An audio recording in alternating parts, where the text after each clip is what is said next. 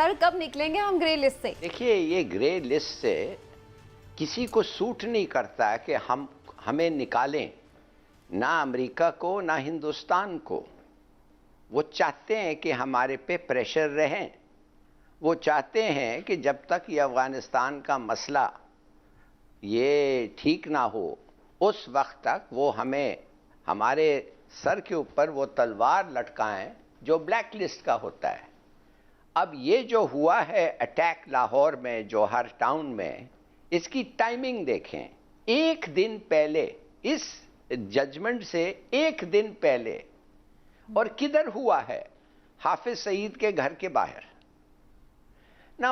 अब हाफिज सईद जो हमारे कोर्ट्स ने कहा है कि वो आज़ाद हो सकता है, उसको रिहा करो, हमने उसको फिर अरेस्ट किया हुआ है अमेरिका को बेसिकली खुश करने के लिए।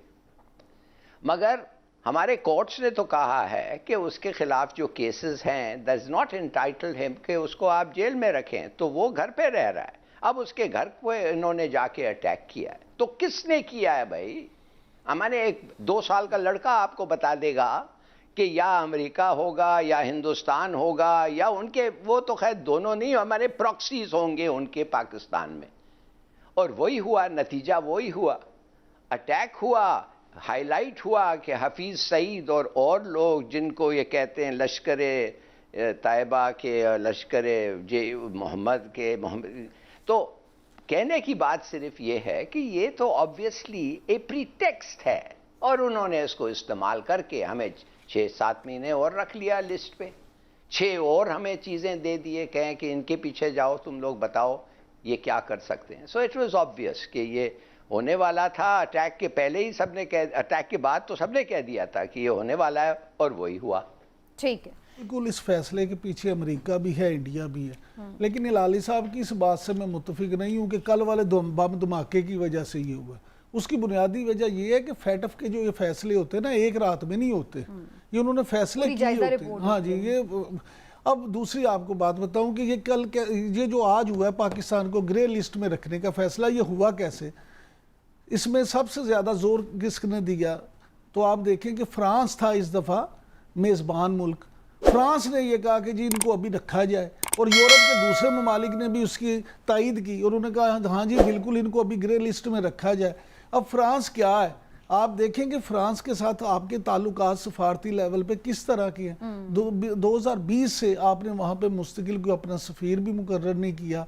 इंडिया के साथ उसके मामलात बड़े करीबी हैं, इंडिया ने फ्रांस को भी इस्तेमाल किया और यूरोप को भी। और सबसे बढ़ के ये कि अफ़गानिस्तान की जो सूरत हाल है उसमें अमेरिका, आप पे हमने तो इस प्रोग्राम में आपको याद होगा पहले भी ये जिक्र किया था, और पहले भी कहा था कि अमेरिका आप पे फैटफ की तलवार भी लटकाएगा, IMF के जरिए भी आपको तंग करेगा, वर्ल्ड बैंक को भी इस्तेमाल किया जाएगा, और जितने मालियाती इदारे हैं सबको करके तो आपको वो शिकंजे में जकड़ेगा, घुटनों पे लाने की कोशिश करेगा। देखिए, माफ करिए जी लाली साहब, देखिए मैं माफ करिए आपको मैं काट रहा हूं, मगर मैं सिर्फ ये कहना चाहता हूं कि जो हम लोगों ने स्टेटमेंट्स मैक्रों के खिलाफ दिया है और फ्रांस के खिलाफ दिया है वो बहुत कम है। जिस किस्म का इस्लामोफोबिया मैक्रों ने और फ्रांस ने डिस्प्ले किया है मुसलमानों के खिलाफ, मेरे ख्याल में हम तो बड़े मॉडरेटली उनको एड्रेस किया है। नहीं तो मैंने तो ये नहीं कहा हिलाली साहब, नहीं एक सेकंड हिलाली साहब, मैं तो नहीं ये कह रहा, मैं आपको ये कह रहा हूं कि आप ऐसे कह रहे हैं कि ये हमारा कसूर है। नहीं, मैंने तो नहीं आप ऐसे कह रहे हैं कि हमने जो कहा है इसलिए फ्रांस हमारे से नाराज है। बिल्कुल नाराज है। हिलाली साहब, आप क्यों अहस कर लेते हैं कि जो चीज आप जिससे मुत्तफिक नहीं होते वो गलत हो जाती है?